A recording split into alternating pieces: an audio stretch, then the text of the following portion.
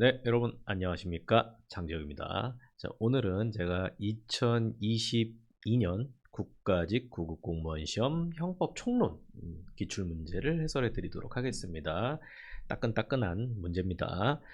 자, 요게 왜 형법 총론이냐 궁금하신 분들도 있을 것 같아서 말씀을 드리자면은 이제 보통은 형법 이렇게 해가지고 총론이랑 강론이랑 합쳐서 보통 시험이 나오죠. 뭐 경찰 같은 경우에는 이제 올해부터 바뀌어가지고 형법 총론 강론이랑 그다음에 형소법의 수사 증거 합쳐가지고 형사법이란 과목으로 이렇게 내지만 공부할 때는 형법 따로 형소법 따로 이제 이렇게 기본적으로 접근을 하셔야 되니까 형법은 전체 다 공부하셔야 되는 게 맞아요.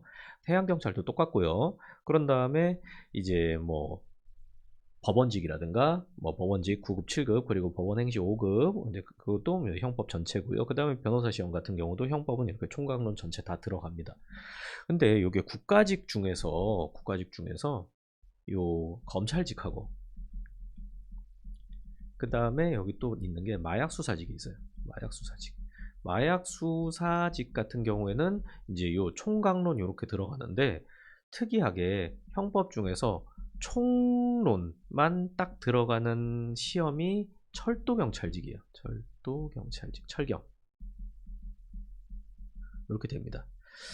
참 이게 저는 왜 이렇게 이 형법 총론만 시험을 내는지는 사실 의문이에요. 이게 형법은 총칙하고 각칙이 유기적으로 연결되어 있기 때문에 이걸 자를 수가 없잖아요. 없어요. 그래가지고 이제 사실 총론을 공부한다 하더라도 강론 공부를 해야 총론을 더 잘 이해할 수 있고 총론 공부하면 강론 공부가 잘 되는 측면도 있거든요. 그러니까 철도경찰직에서 강론 개별적인 범죄 뭐 몰라야 되는 것도 아니고 철도 안에서도 이제 뭐 예를 들어 성추행 사건이 발생한다든가 그러면은 이제 강론에 있는 성범죄 같은 건 당연히 알아야죠. 근데 시험이 왜 이렇게 돼 있는지 사실 의문이에요. 그리고 여러분 중에 철도경찰직 공부하신다라고 하면은 뭐 수업 중에서 나는 총론만 듣고 그냥 안 들어야지 그렇게 접근하면 진짜 비효율적이에요. 총론은 강론하고 유기적으로 연결돼 있어서 뭐 수업이야 여기 나가고 저기 나가고 하지만 앞에 나오는 게 뒤에 나오고 뒤에 나오는 게 앞에 또 나오고 뒤에를 공부하면 앞을 더 잘 이해할 수 있고 그렇기 때문에 시험 이렇게 돼 있더라도 철도경찰직 준비하시는 분들도 총각 그냥 다 공부하세요. 다 공부하세요. 그러면은 정말 더 빨리 이해하고 더 점수도 좋아질 겁니다.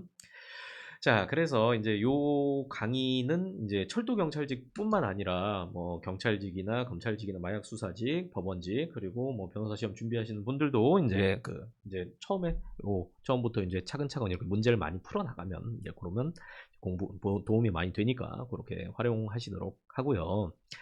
그래서 제가 왜 형법 총론을 선택을 했냐면은 여기 문제가 여기서는 총론에서만 20문제 나오고 여기는 이제 총론 강론 섞어서 20문제 나오다 보니까 문제가 겹쳐요.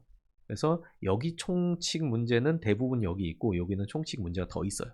그리고 여기는 이제 그걸 빼고서 각칙 문제를 쑤셔 넣는 거죠. 그러니까 여러분이 어려워하시는 게 총론이잖아요. 총론, 형법 총칙 총론. 그러니까 제가 이제 요거를 설명드리는 게 훨씬 더 이제 여러분한테 도움이 되겠다 싶어서 요걸로 선택을 했습니다. 제가 요 형법 총론 여기 철도경찰직 문제나 그리고 그 총론 강론 다 있는 검찰직 마약수사직 문제나 제 카페에 다 올려놓도록 하겠습니다. 거기 다운 받아가지고 먼저 풀어 보신 다음에 이제 요 영상 활용하시는 게 제일 효율적일 거예요. 카페는 네이버 카페에 있습니다. 그래서 여기는 장재혁 형사법 연구소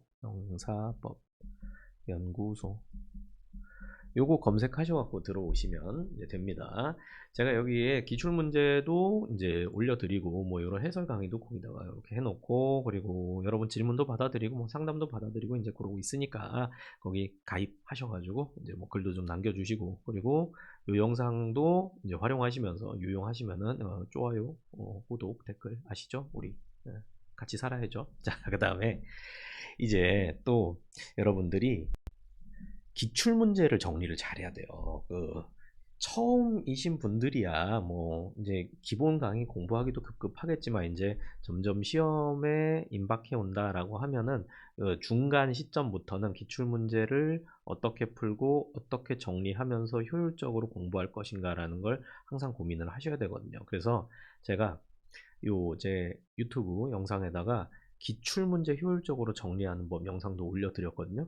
그거는 행정법 기출문제집 언박싱 이제 이런 제목으로 이렇게 돼 있긴 한데 그 기출문제 정리하는 거는 어느 과목이든 다 법학 과목이라면 다 통용될 수 있으니까 뭐 형사법 준비하시든 형법 준비하시든 형소법 준비하시든 아니면은 행정법 준비하시든 다른 법 준비하시든 그거는 꼭 뭐 참고하셔가지고 여러분 그 기출문제의 단권화 오답 노트 만드는 법 제가 그거를 거기서 설명드리니까 그거 꼭 활용하세요. 다른 유튜브들은 손가락을 딱 하면 이제 여기 영상 딱 뜨고 그러는데 저는 그런 거 어떻게 하는지 모릅니다. 자, 그래서 좀 알려주시고요. 도움 주시면 더 좋고요. 힘들어. 이거 풀기도 힘들어요. 그래서 자, 어쨌든 이제 정리하자. 이제 요 시험에 대해서 조금 말씀을 드리자면 난이도는 그렇게 어렵지는 않았어요. 그래서 여러분이 공부 뭐 제대로 절차 밟아서 한 뭐 6개월에서 한 1년 사이에 이제 이렇게 공부하셨으면은 뭐 큰 무리 없이 이제 풀 수 있는 문제들로 대부분 구성이 되어 있습니다. 중간중간에 요거 문제 좀 출제 잘했다 이제 싶은 것들이 있는데 그거는 제가 문제 말씀드리면서 설명드리면서 거기서 이제 다 짚어드리도록 할게요.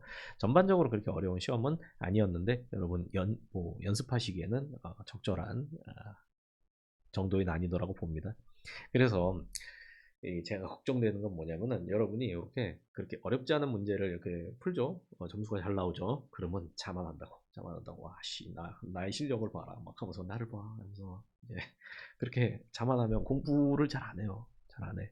형법이 진짜 제가 뭐 이 법 저 법 공부해보고 뭐 저는 뭐 형법도 강의하고 이제 행정법도 강의하고 그러고 있지만 형법이 정말 어렵게 만들면 끝도 없이 어렵게 만들 수 있는 아주 구렁텅이 같은 싱크홀 같은 법입니다. 그래가지고 항상 겸손한 자세로 열심히 못 본 것도 모르는 거 없나 그러면서 새로 공부하고 본 것도 다시 보고 하면서 겸손하게 공부를 하셔야 됩니다. 그러면은 이제 여러분 원하는 결과 빨리 얻으실 수 있을 거예요. 자, 그러면 이제 본격적으로 시작해 보도록 하겠습니다.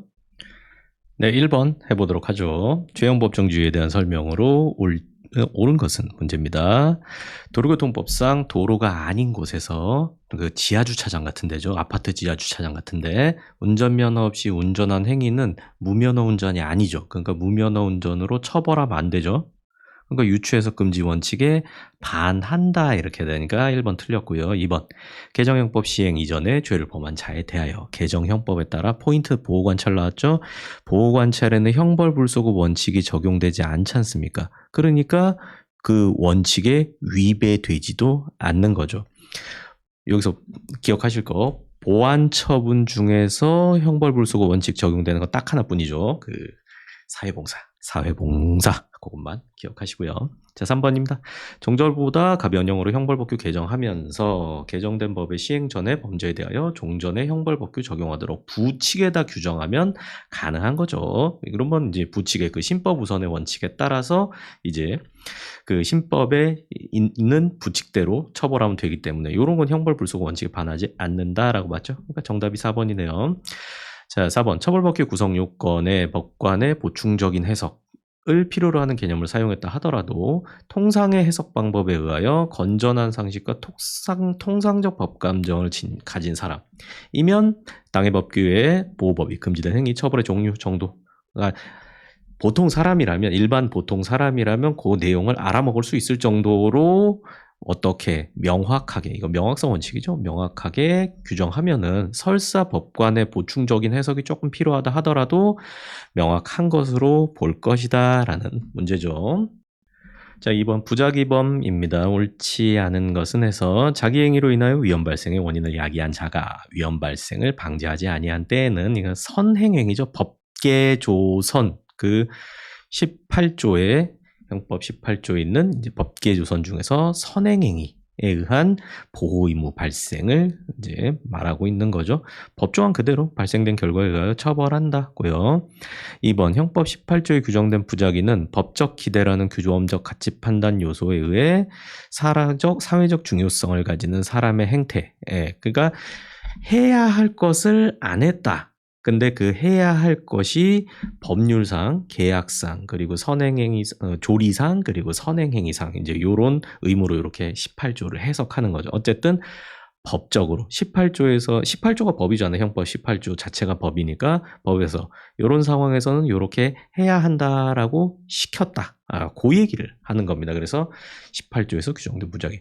표현은 다소 까다로웠지만 뭐 읽어보면 알 수 있는 그런 내용이죠. 3번. 자, 부작위에 의한 업무방해죄가 성립하기 위해서는 그 부작위를 실행행위로서의 자기와 동일시할 수 있어야 하는 바, 이게 부진정 부작위범에서 요구되는 행위정형의 동가치성. 요거 문제죠. 빨리 말씀드리면은 이 부진정 부작위범 같은 경우에는 원래 작위로 범할 것을 예정하고 만들어 놓은 그 형벌 조항을 부작위로 범죄를 범한 사람에게도 적용하는 거죠. 그러니까 아무래도 부작위보다는 작위가 객관적으로 판단해 보면 좀 더 나쁘단 말이야. 일반적으로 판단해 보면 아무것도 안 해서 사고 치는 것보다는 뭘 적극적으로 해서 사고 치는 게 좀 더 나쁘다라고 평가되잖아요. 그러니까 가만히 있으면 중간이라도 간다. 요런 이제 명언이 있는 거죠. 하여튼간 그 작위를 예정하고 형량을 만들어 놨는데 그 조항을 그대로 부작위에 의해서 똑같은 결과를 발생해 놨다고 그대로 적용하는 건 좀 과도하다라는 생각 때문에 이제 하나 더 검심사를 하는 거죠. 지금 요 놈은 부작위로 요 범죄의 결과를 만들어냈는데, 근데 요 놈의 이 부작위는 작위로 요 결과를 만들어낸 거랑 거의 동등한 정도로 나쁘다라고 평가가 되면은, 그러면 이제 작위범으로 규정해둔 형량을 부작위범한테 적용해서 처벌을 할 수 있게 된다. 요런 논리인 거죠. 굉장히 이제 합리적이고 이제 생각을 많이 한 이제 그런 거죠. 그래서 자, 행위정형의 동가치성 얘기하는 거고요. 요 부작위에 의해 업무방해죄 같은 경우에는 요것도 작위범으로 규정이 돼 있기 때문에 뭐뭐 하면 처벌한다 이렇게 규정이 돼 있기 때문에 요거를 부작위로 범한다면 부진정 부작위범이 되겠죠. 그래서 말 나온 김에 또 하나만 덧붙이자면 부진정 부작위범하고 이제 진정 부작위범하고 구분하기 어려우시죠. 요러면은 그냥 진정 부작위범을 암기하면 돼요. 진정 부작위범 같은 경우에는 형법 규정상 뭐뭐 하지 아니한 자 이렇게 규정돼 있는 자. 그래서 부작위가 실행행위로 명시된 범죄를 말하고, 요거는 제가 또 명작 두 문자가 있습니다. 두 문자. 군수의 퇴거를 위해 다중의 공수부대 아시죠? 공수부대가 집합했다. 자, 그러면은 이제 형법 규정상 전시 군수계약 불이행죄, 퇴거불응죄, 그리고 다중불해산죄, 전시 공수계약 불이행죄, 집합명령 위반죄 이렇게 5개가 됩니다. 요거는 순전히 제가 만든 거기 때문에 요거는 저한테 저작권이 있습니다. 잘 활용하세요. 뭐든 외워서 시험만 붙으면 되죠. 자, 그래서 부작위를 성립하기 위해서는 여기 내 피고인이 일부러 건축자재를 피해자의 토지 위에 쌓아도 공사 현장을 막은 것은 아니고 작위는 아니고 당초 자신의 공사를 위해 쌓아두었던 건축자재 공사 대금 받을 목적으로 공사 완료 후 치우지 않은 안한이잖아요. 아니한. 그러니까 이거는 부작위로 한 거죠. 부작위. 이 때문에 위력으로서 피해자의 추가 공사 업무를 방해하는 업무방해죄의 실행행위로서 피해자의 업무에 대한 적극적인 방해 행위. 이거 뭐 말하는 거예요? 작위 하는 거죠. 그래서 동등한 형법적 가치를 지니지 아니한다라고 봤죠. 그러니까 부진정 부작위범도 정확히 이해를 해야 되고, 그리고 요 판례 결론도 알아야 풀 수 있는 문제죠. 나름 최신 판례 잘 냈습니다. 자, 그래서 이제 정답은 틀린 거 3번이고요. 4번 퇴거불응죄는 부작위가 처음부터 구성요건적 행위로 예정되어 있는 경우로 진정부작위범에 해당한다. 이거 보세요. 요거를 알면은 아예 고민 없이 바로 판단할 수가 있지 않습니까? 자, 꼭 외워두세요. 3번. 자, 옳지 않은 것은 해서 판례 문제죠. 요거는 얍두. 요거는 공부 많이 하신 분들은 다 알죠. 인과관계 없다. 요게 이제 비정형적 상태니까 요것도 하나 말씀드리자면은, 자, 행위자의 행위가 있고, 그 다음에 이제 결과 발생이 있는데, 다이렉트로 요렇게 진행됐으면 인과관계 사실 문제 없죠. 근데 요 중간에 제3의 요인이 껴들었다라고 할 때, 판례는 요걸 어떻게 판단을 하냐면, 요 제3의 요인이 통상적으로 예견 가능한가? 요걸 봅니다. 요 가능성 할 때 그 가짜예요. 이거 더 쉽게 생각하려면은 그냥 통상적인가 아닌가 이렇게 보셔도 돼요. 그래서 대표적으로 이제 김밥 콜라 사건 공부하셨죠? 김밥 콜라 사건에서는 칼로 막 허벅지 찌르고 쇠파이프로 머리통 때리고 이제 이런 거랑 사망이랑 충분히 예견 가능하죠. 충분히 이제 연관성이 있죠. 근데 그걸 어떻게 설명하냐면은 이제 행위자들이 칼침 놓고 머리 때리고 근데 중간에 피해자가 의사 시키는 대로 하지 않고 김밥 콜라 먹었잖아요. 그리고 사망에 이르렀다라고 할 때 자, 김밥 콜라 먹고 김밥 콜라 먹는 거는 이제 통상적인 일이죠. 별로 대단한 일이 아니잖아요. 여러분 주변에 뭐 김밥 콜라 먹고 친구를 떠나보내고 뭐 편의점 옆에다가 관짝 딱 준비해놨다가 한 명 또 왔구나 막 이러진 않잖아요. 그러니까 김밥 콜라 먹는 건 별일 아닌 거예요. 통상적인 일일 뿐이다. 그러니까 이제 행위자의 행위와 결과 간의 인과관계가 부정되지 아니한다. 이렇게 보는 거죠. 그래서 통상적이다라고 하면은 행위와 결과 간의 인과도 여전히 인정된다 이렇게 되는 거고 통상적이지 않은 거, 뭐 예를 들어서 이런 얇은 두개골 뺨 때렸죠. 근데 제3의 요인인 얍두가 개입됐고 사망에 이르렀을 때 뭐 얇은 두개골은 통상적인 일은 아니잖아요. 우리의 두개골은 보통 이제 1cm 정도 되는데 이 사람은 0.5mm밖에 안 되는 굉장히 비정상적인 이제 상황이었으니까 5mm도 아니고 0.5니까 어마어마하죠. 자, 그래서 이제 요거는 이제 행위 결과 간의 인과관계가 부정되는 거고 또 대표적인 거 뭐 있습니까? 그 강간을 당했고 그리고 피해자가 이제 수치심 뭐 이제 미래에 대한 걱정 때문에 자살해 버렸다. 그러면은 자, 강간 행위가 있고 사망 결과가 발생했는데 중간에 개입된 제3의 요인이 행위자의 자살이죠. 자살이란 건 통상적이라고 볼 수는 없잖아요. 그러니까 그런 식으로 이렇게 구분해내셔도 됩니다. 요 기준을 딱 이해하신 다음에 판례를 보면 훨씬 더 잘 이제 탁탁탁탁 받아들일 수가 있는 거예요.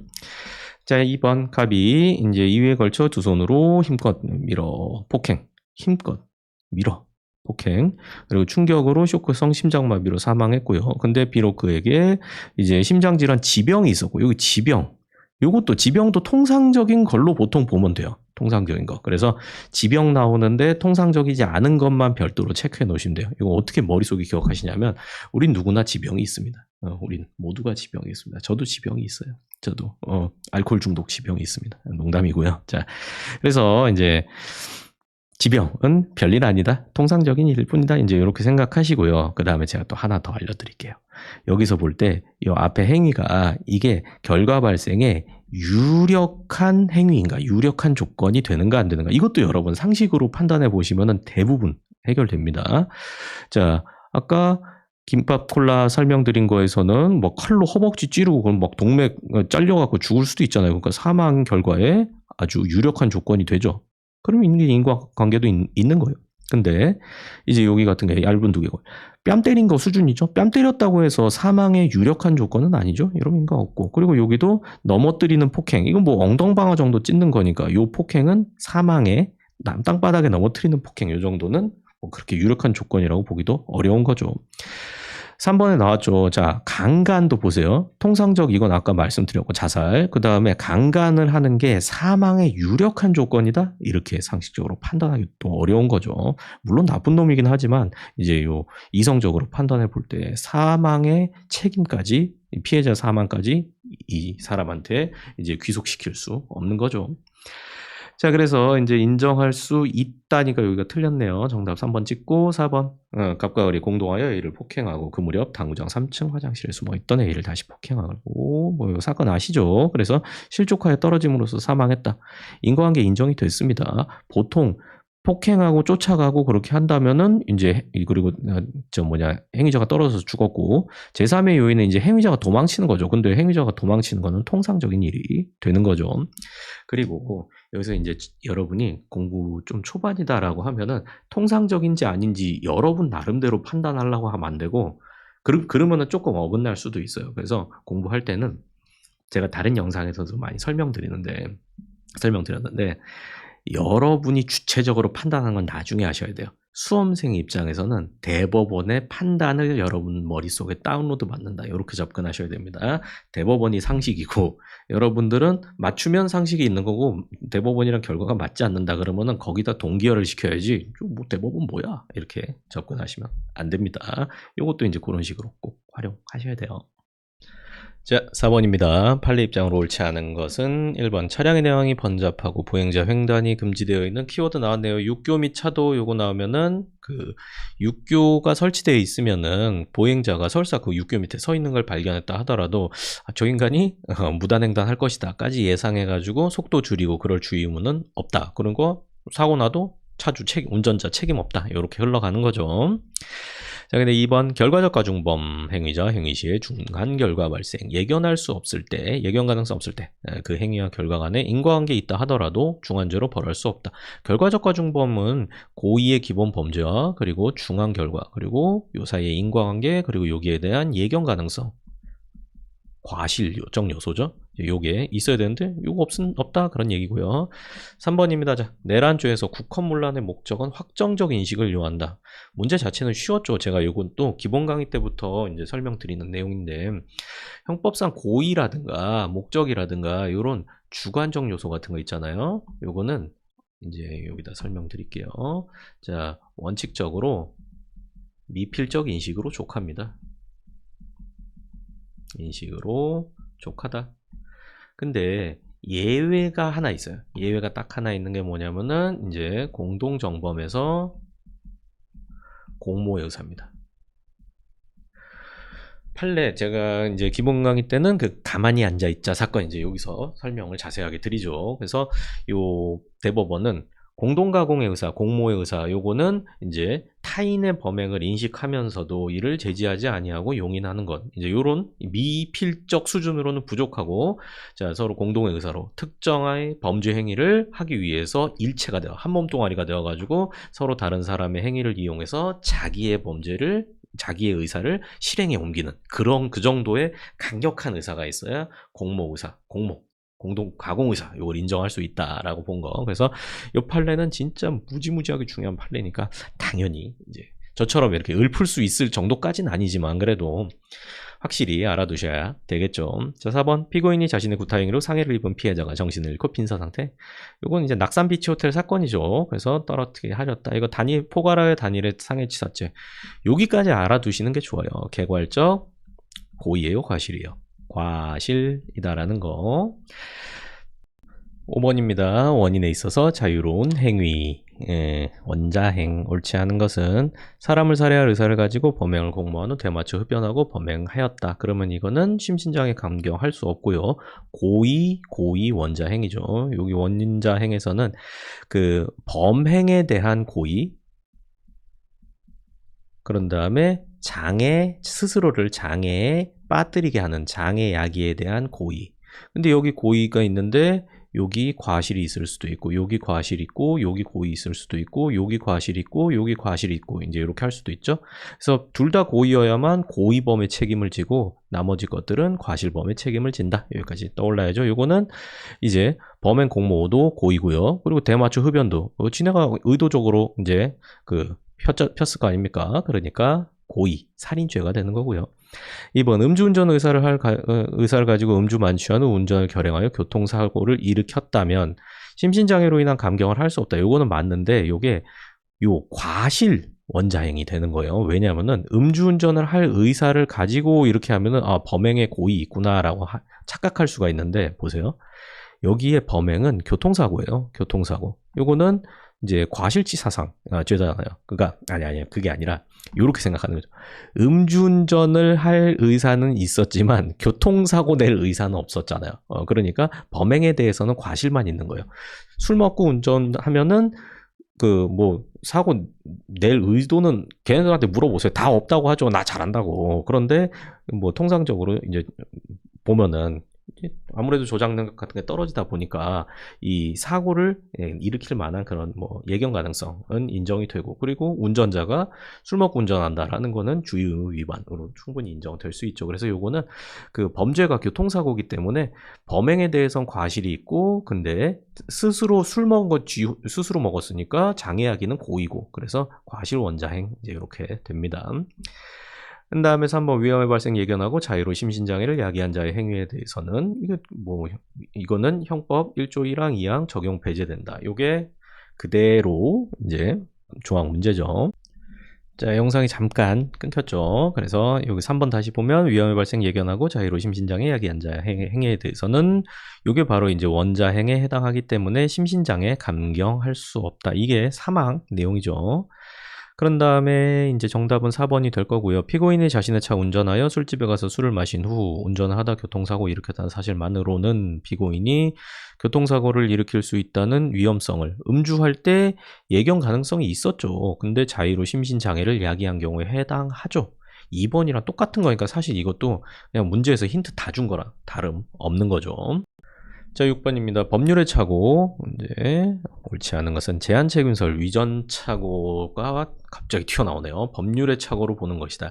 뭘 물어보는 거냐면 요 위법성 조각 사유의 전제 사실에 관한 착오 같은 경우에 엄격 책임설, 제한 책임설, 아니지. 엄격 고의설, 제한 고의설, 엄격 책임설까지는 기존의 법률의 착오와 똑같이 해결합니다. 그런데 이제 제한 책임설 단계로 와가지고 학자분들이 야, 이거 위전 착오는 뭔가 새로운 게 있다. 이제 이렇게 파악을 하셔가지고 제한 책임설에서는 이 위전 착오를 제3의 착오다. 이제 이렇게 분류를 해가지고 처음에 초반에 나왔던 건 유추적용설이죠. 그래서 이제 유추적용설에서는 이 위전 착오 구성요건적 고의는 있지만 구성요건적 고의 없는 것과 동일하게 고의를 조각시킨다. 그리고 과실범 문제로 간다. 이제 이렇게 하니까 앞뒤가 좀 안 맞잖아요.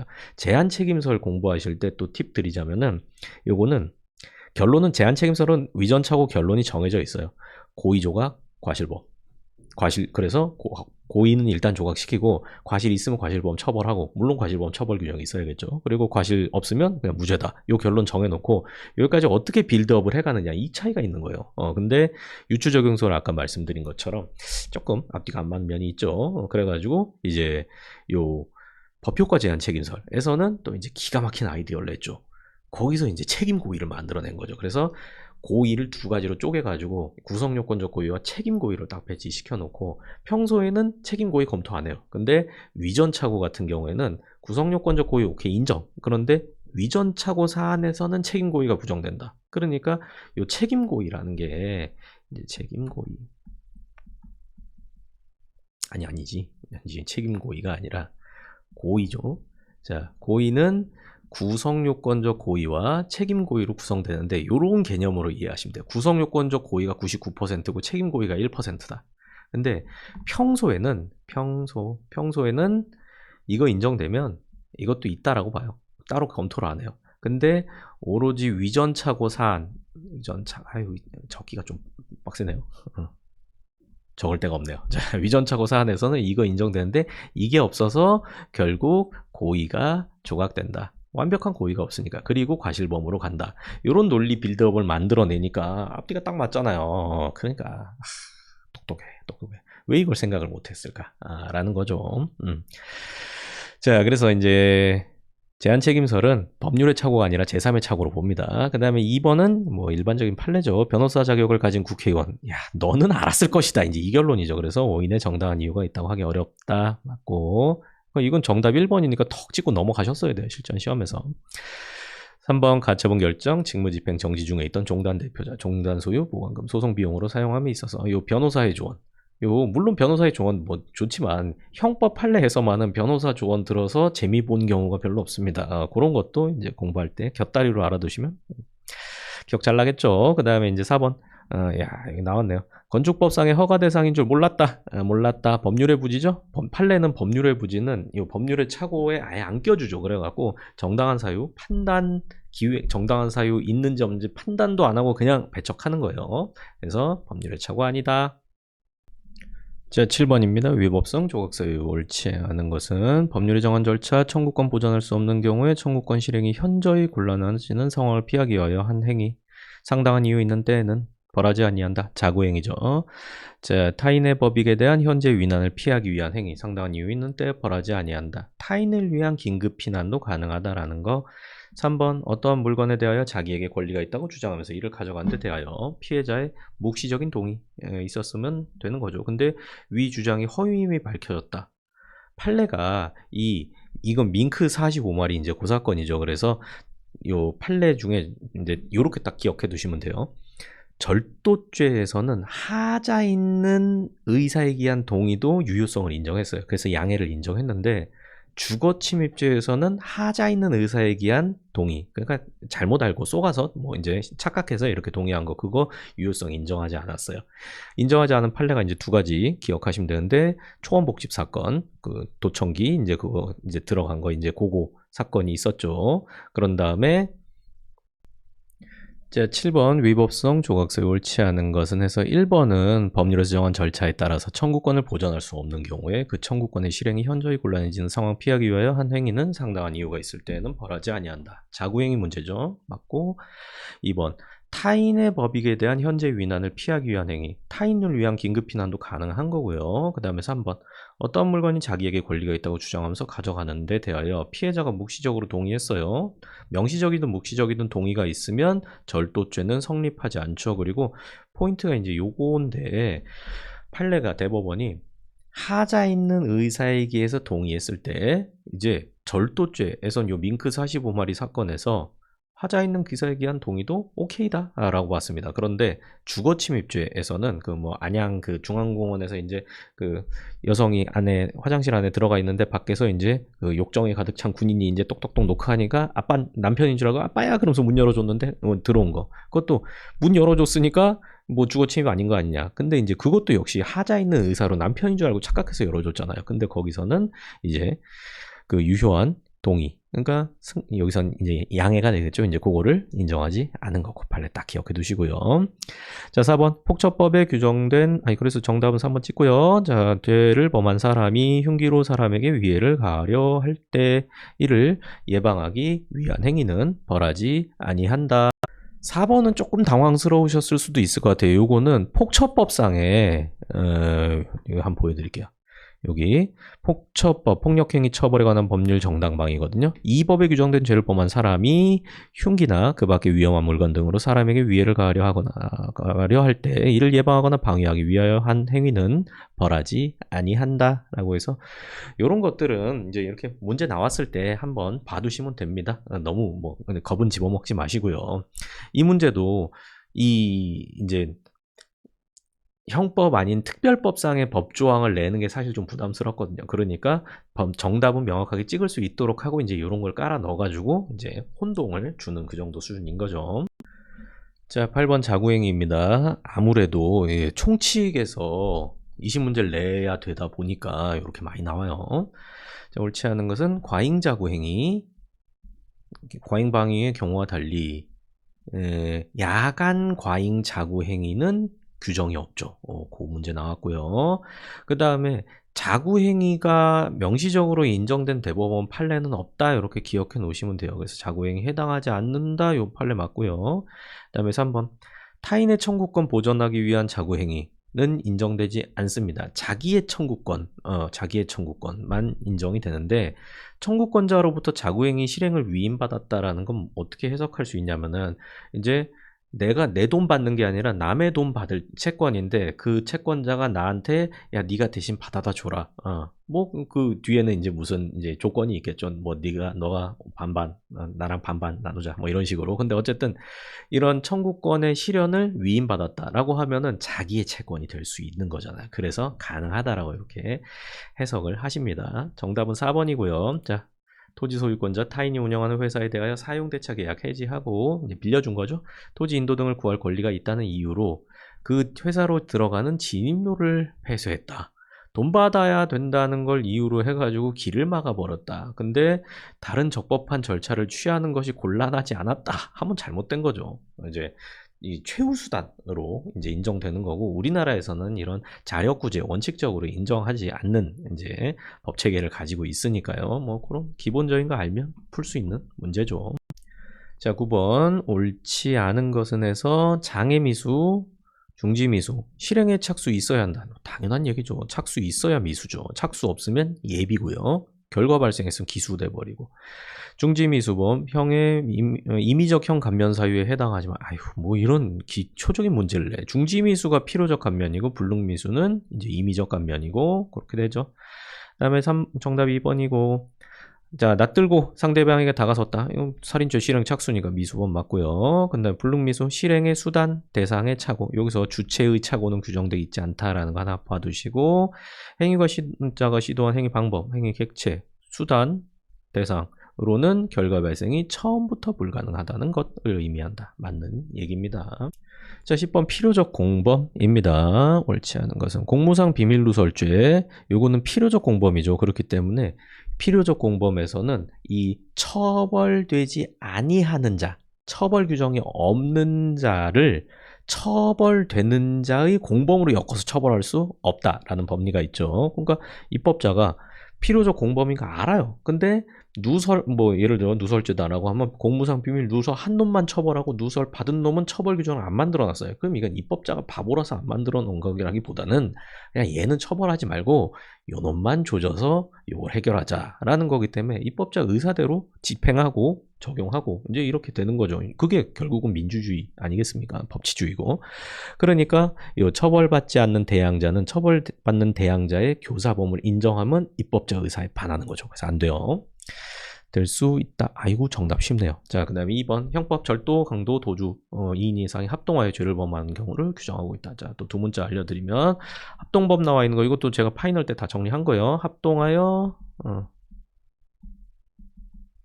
절강, 강도 이걸로 두 문자 딱 기억해 두시고 합동범 규정되어 있는 거 형법상의 절도 그리고 강도 그리고 도주입니다. 요거 도박이랑 좀 헷갈릴 수가 있는데 생각해 보세요. 도박은 항상 같이 하잖아요. 혼자 도박해? 이게 안 되잖아. 그러니까 요거는 당연히 도주죠. 당연히 도주. 그리고 간은 성폭법상의 그 강간 추행 이제 그게 합동강간 합동추행 이제 요게 규정이 돼 있으니까 그거까지 기억해 두시고 3번 합동범위 성립하기 위해서는 이제 협동관계 시간적 장소적 협동관계 볼 수 있다는 사정이 있어야 된다. 맞는 얘기죠. 그리고 쉬운 거는 뭐 넘어가시면 되고 뇌물공여자 뇌물수수자 각자 상대방 범행에 대해서 형법 총칙의 공범 규정이 적용되지 않는다. 필요적 공범이니까 요 필요적 공범 사이에 임의적 공범 규정 그걸 형법 총칙의 공범 규정 이렇게도 말하죠. 이게 뭐예요?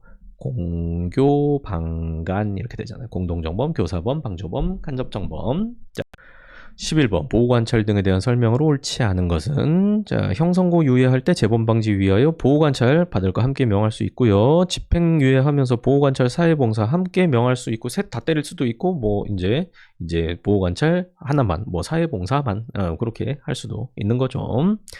자 그런 다음에 이제 그 수강명령도 같이 할 수 있는 거고 그다음에 3번 요거 형 집행 유예하면서 내린 이거 봉사명령 수강명령 집행유예 기간 내에 이를 집행한다. 그래가지고 제가 요거 관련해서는 그 현대자동차 정몽구 회장 사건 말씀드렸죠. 그래서 어떻게 사회봉사 어떻게 미루고 이제 막 소송 걸고 이제 이러다 보니까 이제 집행유예 기간이 거기에 지났다 이제 그런 뭐 배경 내용 그것도 말씀드렸었죠. 그래서 이제 정답은 4번이고요. 보호관찰명한 집행유예를 받은 자가 준수사항 위반하고 그 정도가 무거운 때에는 집행유예를 취소할 수 있다라는 거. 자 그래서 여기 법 조항 싹 보고 가시면 됩니다. 12. 공동정범 옳지 않은 것이고요. 2인 이상 공동가공 범죄 실현하라는 의사의 결합이 있다. 그러면 공모관계는 성립한다. 공모공동정범 내용이고 2번 공동정범 성립하기 위하여 범죄행위 시 행위자 상호간 주관적으로는 공동가공 의사 그리고 그 연락, 묵시적, 간접적 이거나 불문합니다. 맞습니다. 뭐 명시적, 의사연락, 묵시적, 의사연락 그리고 연쇄에서 의사연락, 릴레이식 이렇게 표현하는 거죠. 판례 키워드 다다다다 기억나야 돼요. 자 3번 공동정범 성립하기 위하여 반드시 실행 전에 모의가 있어야만 하는 것은 아니고 실행행위 당시에 모의가 있어야 되는 거, 모의가 있는 거 그것도 인정하죠. 그거 뭐라고 불러요? 우연적 공동정범이죠. 그래서 천원천 재방사건 사인하고 막 이제 강간하고 이제 사건 기억나시죠? 자 4번 고의는 미필적 인식으로 족하다. 맞아요. 근데 타인의 범행을 인식하면서 제지하지 않고 용인한 것만으로 공동가공 의사는 인정되지 않는다. 이거 아까 자세히 설명드렸죠. 문제 이렇게 딱 나오잖아요. 자 13번 형법의 규정과 상응하는 것만을 모두 고르면 해서 규정대로 법 어떻게 써있냐 그거 물어보는 거죠. 자 벌금형 경우 선고유예 액수에 상관없이 집행유예 이거 틀렸죠? 선고유예는 액수 제한이 없는데 집행유예는 500만원 이하 규정이 돼 있죠. 자 그래서 틀렸고 니은 과료 납입하지 아니한 경우 1일 30일 노역장 유치 30일 미만 이런 것도 좀 봐두시고요. 작업에 복무하게 한다. 맞습니다. 벌금은 1일 이상 3년 이하고요.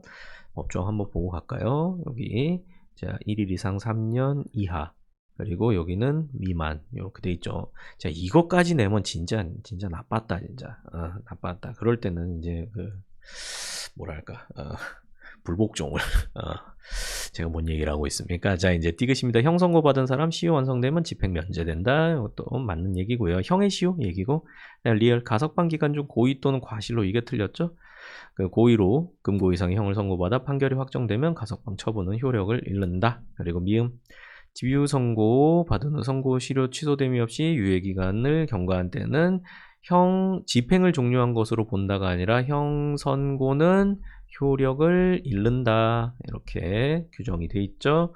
법조항 문제니까 나름대로 출제 괜찮았던 것 같아요.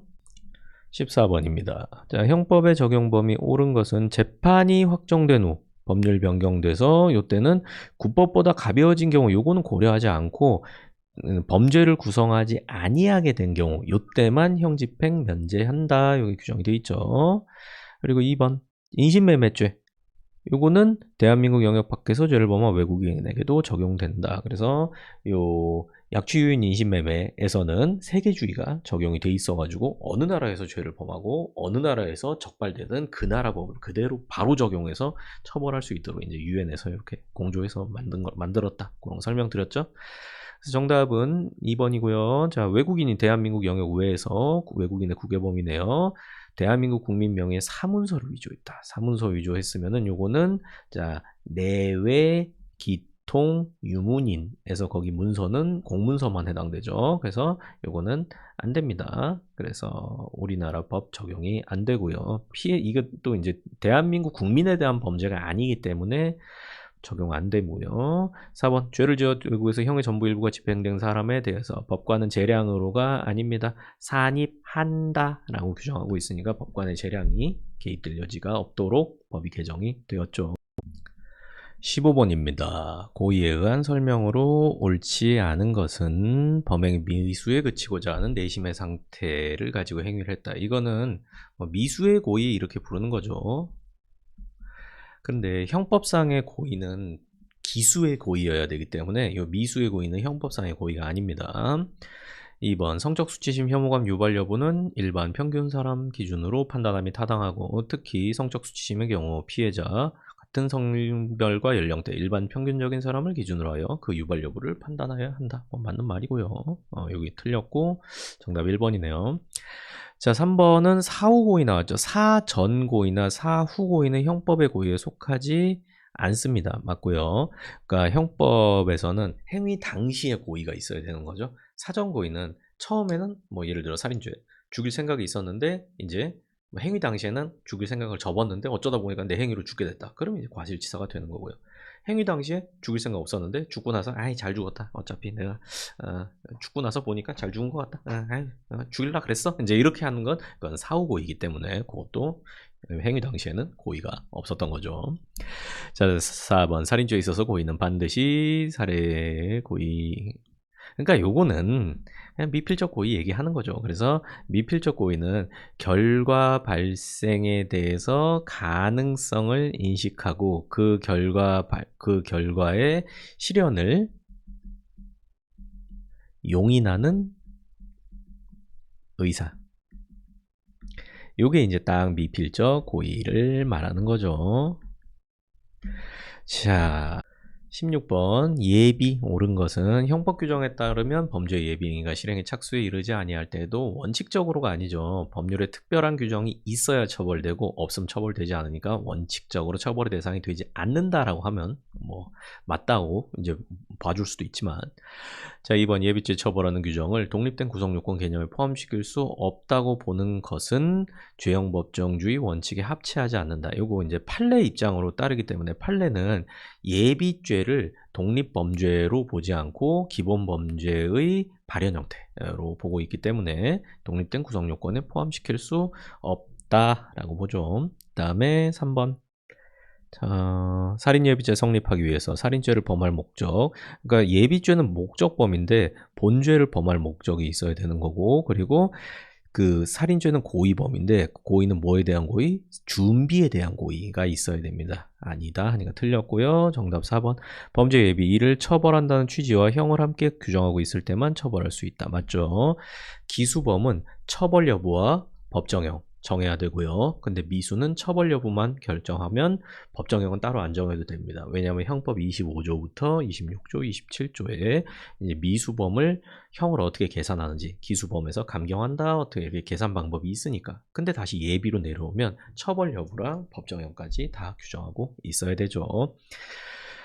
17번 공범이고요. 옳지 않은 것은 방조범에서 요구되는 정범의 고의는 이중의 고의죠. 정범에 의하여 실현되는 범죄의 구체적 내용까지 인식할 필요는 없습니다. 그러니까 정범이 이런 범죄를 할 것이다 정도만 이제 인식하면 되는 거지. 뭐 세세하게 뭐 3번 여기 갈비뼈와 4번 늑골 사이를 찔러갖고 뭐 한다 뭐 이런 것까지 이제 인식할 필요는 없는 거예요.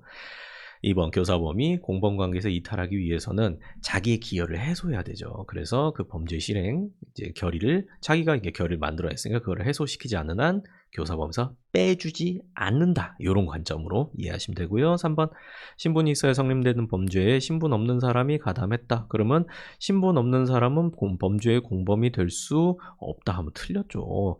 형법 33조 공범과 신분은 아주 쉬운 수준으로 낸 거죠. 그래서 이제 이건 뭐 법조항 그대로니까 깊은 논의할 필요는 없겠네요. 나중에 기회 되면 또 제가 이런 건 또 자세하게 한번 털어드리도록 할게요. 자, 4번 교사범이 성립하기 위하여 범행의 일시, 장소, 방법 등 세부적인 사항까지 특정하여 교사할 필요는 없다. 계략적으로만 교사하면 되는 거지. 뭐 아까처럼 뭐 몇 시, 몇 분, 몇 초에서 몇 초 사이에 3번, 4번 늑골 사이를 2번 찌르고 피해자가 죽었는지 확인하고 뭐 이제 이렇게 구체적으로 할 필요는 없고 야. 정신 차릴 정도로 때려주라. 뭐 이 정도만 하면은 이제 최소한 뭐 이제 상해 뭐 이런 교사까지는 인정하고 하죠. 18번 경합범입니다. 옳은 것은 경합범 중 판결을 받지 않은 죄가 있을 때에는 그 죄와 판결이 확정된 죄를 동시에 판결할 경우와 형평을 고려하여 그 죄에 대해서 형을 선고하는데 요거는 임의적 감면 이죠. 그러니까 면제할 수는 없다 하면 틀린 거죠. 요것도 또 암기 두 문자. 싹 암기해야죠. 그래서 이제 장본인 요거 시작하는 거 장본인 해가지고 샥 나가는 거. 자, 근데 2번 경합범에 의한 판결 선고를 받은 자가 경합범 중 어떤 죄에 대해서 사면을 받거나 형의 집행이 면제된 때에는 다른 죄에 대하여 다시 형을 정한다. 요것도 출제 잘한 거예요. 요거. 여러분이 잘 공부 안 하는 법조항 낸 거니까 혹시나 몰랐더라도 속어법으로 풀어내야죠. 자, 3. 형법 37조 전단. 요게 37조가 사후적 경합범 얘기하고 있고 그 다음에 여기 한 개의 죄행위가 수개의 죄에 해당하는 경우 이제 요거는 그 이제 여기 아니 잠깐만 다시 37조는 실체적 경합을 얘기하고 있죠. 실체적 경합. 그리고 요 한 개 행위가 수개의 죄에 해당하는 경우 요거는 상상적 경합을 얘기하고 있는 거죠. 상상적 경합. 그래서 요 판결이 확정되지 아니한 수개의 죄 요거는 동시적 경합범을 말하는 거고 그런 다음에 요 밑에 37조 후단 이제 여기 전단이 동시적 경합범 후단은 실경 중에서도 금고 이상의 형이 처음 판결이 확정된 죄와 확정 판결 전에 범한 죄. 그래서 이거는 사후적 경합범을 규정하고 있죠. 그러니까 3번 풀면은 상상적 경합은 40조거든요. 이거 법조항 기억해 두세요. 그래서 37조 전단 경합범 될 수 없다고. 그 다음에 4번입니다. 자, 후단은 금고 이상의 형의 처음 판결이 확정된 죄와 판결 확정 전에 범한 죄를 경합범으로 규정하고 있으므로 약식명령이 확정된 죄는 경합범이 될 수 없는 거죠. 약식명령은 그 공판 절차 없이 약식 절차로 벌금이나 구류나 몰수 요거 선고하는 그런 재판이기 때문에 어쨌든 금고 이상이 될 수가 없는 거죠. 여기서 맨날 노래 부르는 거 사징금 상정 벌구과몰 근데 벌금 구류 몰수 요것만 몰수 요것만 약식 명령으로 해결할 수 있기 때문에 이제 여기 사후적 경합범에 이제 금고 이상 형에 처한 판결이 확정된 죄 요거는 될 수가 없는 거죠. 19번 옳지 않은 것은 피고인이 자동차 운전하다 횡단보도 걷던 보행자 들이받고 그 충격으로 그 동행하던 피해자가 밀려 넘어져서 상해를 입었다. 그럼 인과관계 인정이 되죠. 그리고 범행 기억하지 않고 있다라는 사실만으로 심신 상태에 있었다고 단정할 수는 없다. 이거는 사실 형법 공부 안 해도 기억 못해요. 그럼 다 봐주는 겁니까? 이제 상식으로 해결할 수 있는 문제이기도 하죠. 그 다음에 3번. 채권자의 채무자의 신용상태 인식하고 있어서 장래, 이제 변제 불능 등의 위험을 예상하고 있어요. 이놈 돈 못 갚을 것 같은데. 근데 이제 구체적인 변제 의사 이런 거에 대해서는 중요한 사항 허위로 말한 바가 없어요. 그러니까 만약에 이때 돈을 빌려줬다라고 하면은 돈 빌려주는 사람이 자기가 위험을 감수하고 빌려줬다 이렇게 생각해야 되는 거죠. 그렇기 때문에 나중에 변제하지 못했다. 이것만으로 사기죄가 성립하는 건 아니죠. 뭐 사기죄 고의도 인정하지 않는 거고 기망행위도 인정하기가 어려운 거고 이 돈 빌려주는 관계에서 사기죄가 인정이 되려면은 돈을 빌릴 당시에 용도에 대해서 거짓말을 하거나 나는 뭐 강원랜드 가서 시원하게 한번 땡길 생각인데 근데 야 아버지가 교통사고로 지금 쓰러지셨는데 병원비가 부족해 이렇게 용도에 대해서 기망을 하거나 혹은 이제 변제 의사나 능력이 없어요. 갚을 생각도 없고 갚을 능력도 없어. 백수야, 개백수야. 근데 이제 나 공무원이야, 나 삼성전자 다녀 막 하면서 이제 뭐 이렇게 돈을 빌린다. 그러면은 이런 것들이 금전대차 관계에서 그 법률 관계를 결정짓는 중요한 사실이거든요. 그런 사실에 대해서 허위로 말했다. 그러면 사기죄 기망행위로 인정이 될 수 있는 것이죠. 여러분도 친구가 돈 빌려준다라고, 이제 빌려달라고 부탁했을 상황을 가정을 해보세요. 그러면은, 일단 제일 궁금한 거, 요 돈을 어디다 쓸 것인가? 그리고 이놈이 돈을 갚을 수 있는가? 언제 갚을 것인가? 뭐 이런 것들이 이제 제일 중요한, 여러분의 의사결정의 제일 중요한 요소가 되겠죠. 자, 그런 다음에 이제 4번 고속국도에서는 보행, 통행, 횡단, 고속도로 사건이죠. 그래서 도로 양쪽에 휴게소 있다 그래서 도저히 이 차량 운전자에게 감속할 주의 의무는 인정하기가 어렵죠. 이거는 완전 자살이에요, 자살. 피해자의 자살. 자, 20번 양벌 규정 옳지 않은 것은입니다. 법인이 설립되기 이전의 행위에 대해서는 법인한테 뭐 책임을 지을 수가 없죠. 그래서 특별한 규정이 있으면 모르겠는데 없는 한 법인 설립되기 이전에 자연인이 무슨 행패 개판을 쳐놨다 하더라도 법인한테 그 책임을 물을 수는 없습니다. 법인 설립되고 나서 그 다음에 그 자연인이 법인의 업무 관련해서 법 위반 행위를 했을 때 양벌 규정이 있다는 전제하에 이제 법인도 같이 처벌할 수 있는 거죠. 자, 2번 지방자치단체 법인이죠. 양벌 규정 문제되고 자치사무 처리 중에 공무원이 법 위반 행위를 하면 지자체도 양벌 규정 책임지죠. 그런데 고유의 자치사무가 아니라 뭐예요? 기관위임사무. 기관위임사무.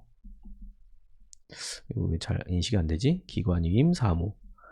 요거는 애초에 국가사무기 때문에 국가사무 떠맡아서 한 거기 때문에 설사 공무원이 지자체 소속 공무원이 기관이임사무 수행하던 중에 법 위반 행위 했다라고 하더라도 그 행위자 처벌하는 거는 그건 별 문제고 이 법인이 이런 사용자 책임이라고 볼 수 있는 이런 양벌 규정에 의한 책임을 이제 지는 건 너무 과도하다. 이건 국가 책임이다라는 거죠. 자, 3번 합병으로 소멸한 법인이 종업원 등의 위법 행위에 대하여 양벌 규정에 따라 부담하다 형사 책임은 존속하는 법인에 승계되지 않죠. 요 합병으로 소멸했다라고 하면 자연인의 사망하고 같이 보시면 돼요. 그러면 사망하면 이제 권리 능력이 없고 이제 형사 책임도 다 없어지는 거죠. 그렇기 때문에 승계되지 않는다. 그 다음에 4번입니다. 자, 양벌 규정의 면책 규정이 신설됐다. 면책 규정 신설된 거는 법률의 변경에 의하여 행위가 범죄를 구성하지 아니하거나 형이 국법보다 가벼운 경우에 해당한다. 요 지문도 괜찮아요. 어떤 거냐면은 요거는 형법 1조 2항 재판시법주의. 판시법주의 요거를 규정하고 있는 거죠. 근데 대법원은 요 재판시법주의를 순순히 적용을 시켜주질 않죠. 유리한 신법이 유리하게 이게 변경됐다라고 하더라도 형법 1조 2항 적용 제외 두 가지. 그래서 하나 뭐예요? 첫 번째는 부칙에 국법 시행 중 위반자는 더 강력한 국법으로 매우 쳐라라고 규정이 돼 있다라고 하면 이건 국회에서 그렇게 시켰으니까 부칙대로 하면 됩니다. 근데 이제 제일 논란이 되는 게 판례의 동기설이죠. 법률 변경의 동기를 따져봐서 이게 단순 사실관계 변경에 따른 개정인지, 사실관계 변경에 따른 개정인지, 혹은 법률 이념 변천에 따른 개정인지. 이 법률 이념 변천은 또 키워드가 있죠. 반성적 고려에 따른 개정이다. 반성적 고려. 먼저 그래서 글자가 잘 안 나오네요. 반성적 고려. 그래서 만약에 여기에 해당하면은 그대로 국법 적용하고, 여기도 그대로 부칙대로 국법 적용하고, 만약에 요 개정이 여기에 해당할 때만 유리한 신법 적용해 준다. 그러니까 1조 2항에 따라 하고, 요거는 1조 1항에 따라 한다. 여기도 역시 1조 1항에 따라 한다. 이렇게 되죠.